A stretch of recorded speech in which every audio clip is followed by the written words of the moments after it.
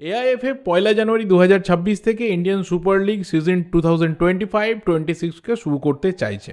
31শে মের মধ্যে তারা সেটাকে শেষ করতে চাইছে, মানে সোজা কথায় 6 মাসের মধ্যে 150টা ম্যাচ, 180 দিনের মধ্যে 150টা ম্যাচকে কতটা করা স্বাভাবিক হতে পারে বা কী কী উপায়েই বা এআইএফএফ করার চিন্তাভাবনা করছে দেখা যাক, সেগুলো নিয়ে কথা বলবো। এই পুরো প্রসেসটা যা কিছু কালকে থেকে আলোচনা হচ্ছে, যেভাবে অন্ততপক্ষে ইন্ডিয়ান টপ টিয়ার লিগ হতে পারে বলে সম্ভাবনা দেখা দিচ্ছে, এবং আই লিগ নিয়েও যেভাবে ক্লাবগুলো রেবেল সিচুয়েশনে পৌঁছে গেছে, সব কিছু নিয়েই অবশ্যই কথা বলবো। এবং পুরো বিষয়টা নিয়ে যা কিছু আপাতত চলছে না, আলোচনা যা চলছে, এগুলো নিয়ে ভারতীয় ফুটবল ফ্যানেদের মনের মধ্যে আমাদের অনেক প্রশ্ন রয়েছে, আমাদের সন্দেহ রয়েছে। প্রত্যেকটা বিষয় নিয়ে কথা বলবো। আমি 3টে টপিক ভাগ করেছি, 3টে ম্যাটার আমি এখানে লিখে রেখেছি, সেই 3টে ম্যাটারকে নিয়ে কথা বলবো। প্রথম যে বিষয়টা কালকে হয়েছে, যে এআইএফএফ একটা মিটিং ডেকেছিল, মানে একটা মিটিং না, মানে সিরিয়ালি কিছু মিটিং ছিল। প্রথমে মিটিং ছিল এআইএফএফ এর সাথে সমস্ত আইএসএল ক্লাবের ক্যাপ্টেনদের, সেটা হয়েছে, খুব সাকসেসফুলি হয়েছে।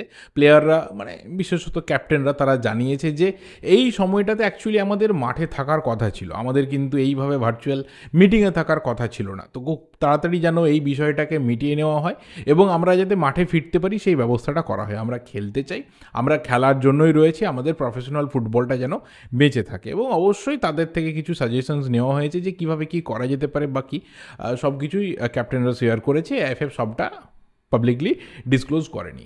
সেকেন্ড যে মিটিংটা ছিল, সেই মিটিংটা ছিল এআইএফএফ এর সাথে সমস্ত আইএসএল ক্লাবের সিইওদের, যারা চিফ এক্সিকিউটিভ অফিসার্স রয়েছেন, তাদের সাথে মিটিং ছিল। এবং এই মিটিংয়ে মোহনবাগান এবং ইস্টবেঙ্গলের সিইওরা বাদ দিয়ে বাকি সমস্ত আইএসএল ক্লাবের সিইওরা কিন্তু যোগ দিয়েছিল এবং সেখানে প্রচুর আলোচনা হয়েছে, যার মধ্যে সব থেকে হাইলি যেটা টকিং আলোচনা সেটা হচ্ছে যে একজন সিইও তিনি পরিষ্কারভাবে বলেছেন যে এই যে আমরা ওরার একটা লড়াই, এটা এবার বন্ধ হওয়া দরকার রয়েছে। এখানে আমরা, ক্লাবরা, প্লেয়াররা, সেটা সমস্ত ক্লাবের প্লেয়ার, সমস্ত ক্লাব বা ফ্র্যাঞ্চাইজি এবং এআইএফএফ, এখানে সবাই মিলে এখন ইউনিট হয়ে একটা কাজ করা দরকার রয়েছে, ফুটবলটাকে চালু করার দরকার রয়েছে। এবং দ্বিতীয় যে বিষয়টা, এআইএফএফ এর দিকে অন্ততপক্ষে ক্লাবের সিইওরা প্রায় একযোগে একটা বিষয় ছুঁড়ে দিয়েছে যে গত 10-11 বছরে এই আইএসএল করতে গিয়ে বহু মিস্টেক হয়েছে এবং তার ফলেই কিন্তু আজকের এই দিনটা দেখতে হচ্ছে।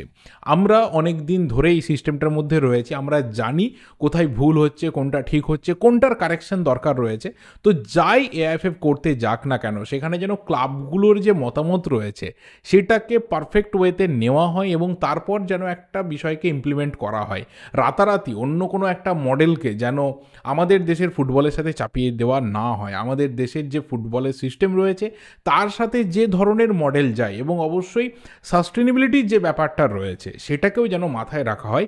এই দুটো ব্যাপার কিন্তু খুব ইন্টারেস্টিং কালকের সিইওদের মিটিং থেকে উঠে এসেছে এবং খুব স্বাভাবিক ব্যাপার যে কিভাবে একটা ক্লাবের পরিচালনা হতে পারে, কিভাবে পুরো লিগের পরিচালনা হতে পারে, এটা ক্লাবের যারা দায়িত্বে রয়েছেন, যারা ফ্র্যাঞ্চাইজিদের দায়িত্বে রয়েছেন, তারা অনেক বেটার জানেন এবং তারা সেই সাজেশনসগুলো দিয়েছেন। কিন্তু এটা ঠিক কথা যে কালকের এই যে পরপর দুটো মিটিং হয়েছে আইএসএল ক্লাব ক্যাপ্টেন এবং সিইওদের সাথে, এখান থেকে খুব ফ্রুটফুল ব্যাপার কিন্তু আমাদের জন্য উঠে আসেনি, ফ্যানেদের জন্য আমাদের একদমই কিছু ভালো উঠে আসেনি। আর একটা কথা, যে মোহনবাগান এবং ইস্টবেঙ্গলের সিইওরা কেন কালকের এই মিটিংয়ে উপস্থিত ছিলেন না, তার কিন্তু কোনো রকম কারণ কোনো মিডিয়াতে আমি পার্সোনালি দেখতে পাইনি। এটা হচ্ছে 1 নম্বর ব্যাপার, এটা কালকের মিটিংয়ের নির্যাস। 2 নম্বর যে জিনিসটা খুব ইন্টারেস্টিং ঘটেছে সেটা হচ্ছে 8টা আই লিগ ক্লাব তারা কিন্তু চিঠি পাঠিয়ে প্রথমে জানিয়ে দেয় এআইএফএফকে যে তারা মিটিংয়ে থাকবে না। কারণ এখানে বলে রাখা দরকার যে 3 নম্বর মিটিংটা ছিল এআইএফএফের, সেটা কিন্তু ছিল আই লিগ ক্লাব সিইওদের সাথে। সেটাতে 8টা ক্লাব তারা জানিয়ে দেয় তারা মিটিংয়ে থাকছে না। তো মেজরিটি পার্সেন্টেজ যখন থাকছে না, তখন মিটিংটা কিন্তু বাতিল হয়ে যায় এবং এই 8টা ক্লাবের একটা সম্মিলিত যে চিঠি, সেই চিঠি তারপর পৌঁছে যায় স্পোর্টস মিনিস্টারের কাছে দেখা করতে চাওয়ার জন্য। এবং আজকে তারা সেখানে দেখা করেন মনসুখ মান্ডভিয়ার সাথে এবং তাদের বেশ কিছু দাবি দাওয়া তুলে ধরা হয় যে ইন্ডিয়ান ফুটবলকে স্বচ্ছতার রাস্তায় আনার জন্য এখানে স্পোর্টস মিনিস্ট্রির হস্তক্ষেপ করার দরকার রয়েছে। বাট তারা ডিরেক্টলি করতে পারবে না, যেটা আমরা খুব ভালো করে জানি। ফিফার রুল কিন্তু বলে দিচ্ছে এইভাবে হয় না, কারণ থার্ড পার্টি এন্ট্রান্স হয়ে গেলে আমাদের ওপর ফিফার একটা ব্যান এসে যাবে। যাই হোক, সেটা মিনিস্ট্রি কিভাবে কন্ট্রোল করবে বা কিভাবে কি ব্যাপারটাকে দেখবে সেটা অন্য বিষয়। কিন্তু যেটা আমার খুব ভালো লেগেছে একটা জিনিস, সেটা হচ্ছে আই লিগের যে ক্লাবগুলো, এই 8টা ক্লাব, তাদের কিছু খুব পরিষ্কার ভালো দাবি রয়েছে। নাম্বার 1 যেটা, সেটা হচ্ছে ট্রান্সপারেন্সি রাখতে হবে। কারণ আমাদের ইন্ডিয়ান ফুটবলে বহু জিনিস হয় খুবই গোপনে গোপনে, তলায় তলায় অনেক কিছু হয়ে যায়। এই জিনিসটা থাকা চলবে না। ট্রান্সপারেন্সি থাকতে হবে, সেটা নিয়মের ক্ষেত্রে থাকতে হবে, সেটা ম্যাচ ডে যা কিছু আগে থেকে শিডিউল হবে সব কিছুর ওপর থাকতে হবে, ব্রডকাস্টিংয়ের ওপর থাকতে হবে, এবং স্পেশালি যে জিনিসটার আমাদের এখানে খুব অভাব রয়েছে তবুও যা পাওয়া যায় সেটাতেও ট্রান্সপারেন্সি থাকতে হবে, সেটা হচ্ছে রেভিনিউ।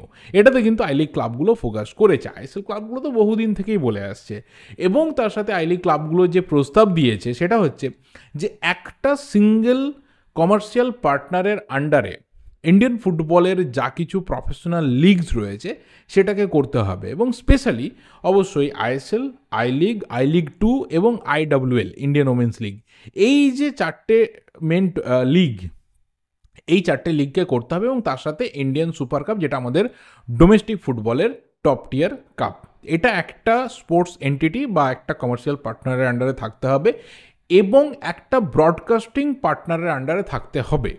কারণ আমরা একটা জিনিস দেখেছি যে বিভিন্ন টুর্নামেন্ট, বিভিন্ন লিগ, বিভিন্ন সময়ে বিভিন্ন তোমার ব্রডকাস্টিং পার্টনারের হাতে চলে যায়। আমরা রিসেন্টলি তো সুপার কাপেই দেখলাম যে বিকালের ম্যাচগুলো দেখা যাচ্ছে ইউটিউবে, সেটা একটা অন্য ব্রডকাস্টিং পার্টনাররা তারা লাইভ করে দিচ্ছে। আবার সন্ধ্যের ম্যাচগুলো আমরা দেখতে পাচ্ছি জিও হটস্টারে, তো সেখানে একটা অন্য কোম্পানি দায়িত্বে রয়েছে।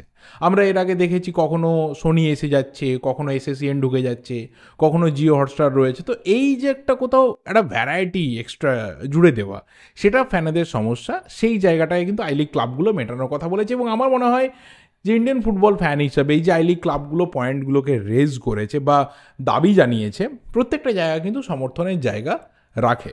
এবং নাম্বার 3 যেটা লাস্ট বিষয়, সেটা হচ্ছে এআইএফএফ আজকে পরিষ্কারভাবে জানিয়েছে যে 18 নভেম্বর অর্থাৎ সামনে মঙ্গলবার একটা ফিজিক্যাল মিটিং ডাকা হয়েছে সমস্ত আইএসএল ক্লাব প্রতিনিধির সাথে, এবং এটা একটা খুব বড় রকমের মিটিং হতেই যাচ্ছে।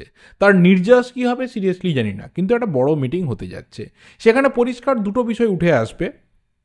এক, যে টপ টিয়ার লিগ একটা হবে 1 জানুয়ারি থেকে 31 মে, এই একটা ডেটকে বা একটা টাইম ফ্রেমকে ধরা হয়েছে, যেটা এআইএফএফ জানিয়েছে যে আমরা প্রয়োজনের দিনে 2, 3, 4 অবধি ম্যাচ করতে পারি।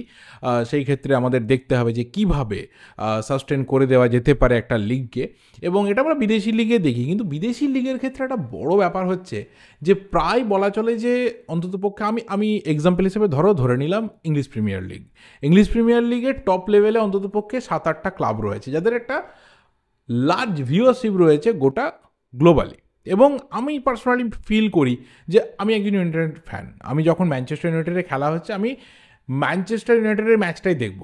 উল্টো দিকে যদি চেলসির সাথে সিটির খেলা হয় বা আর্সেনালের সাথে যদি টটেনহাম হটস্পারের খেলা হয়, আমি সেই ম্যাচটা কিন্তু দেখব না। আমি একজন ডাইহার্ড ফ্যান হিসেবে আমি ওই ম্যাচটাকে দেখব। এবং যে আর্সেনাল ফ্যান রয়েছে সে কিন্তু আর্সেনালের সাথে টটেনহামের ম্যাচ দেখবে, যে লিভারপুল ফ্যান রয়েছে সে লিভারপুলের সাথে সিটির ম্যাচ দেখবে, যে এভারটনের ফ্যান রয়েছে সে এভারটনের সাথে ওয়েস্ট হ্যামের খেলা দেখবে। এইভাবে কিন্তু ভিউয়ারশিপটা ওদের দেশে এবং আমাদের বিভিন্ন গ্লোবালি সমস্ত দেশে এইভাবে কিন্তু ডাইলিউট হয়ে যায়। এটা কি আমাদের এখানে হওয়ার চান্স রয়েছে? আমাদের এখানে কি যে ক্লাবগুলো রয়েছে বা ফ্র্যাঞ্চাইজিস রয়েছে তাদের কি এতটা ফ্যান বেস রয়েছে যে দিনে যদি 4টে ম্যাচ হয়, 4টে ম্যাচেই একটা মিনিমাম নাম্বার অফ ভিউয়ারশিপ যেখান থেকে একটা রেভিনিউ জেনারেট হবে, সেই ধরনের ভিউয়ারশিপ সবাই জেনারেট করে দিতে পারবে?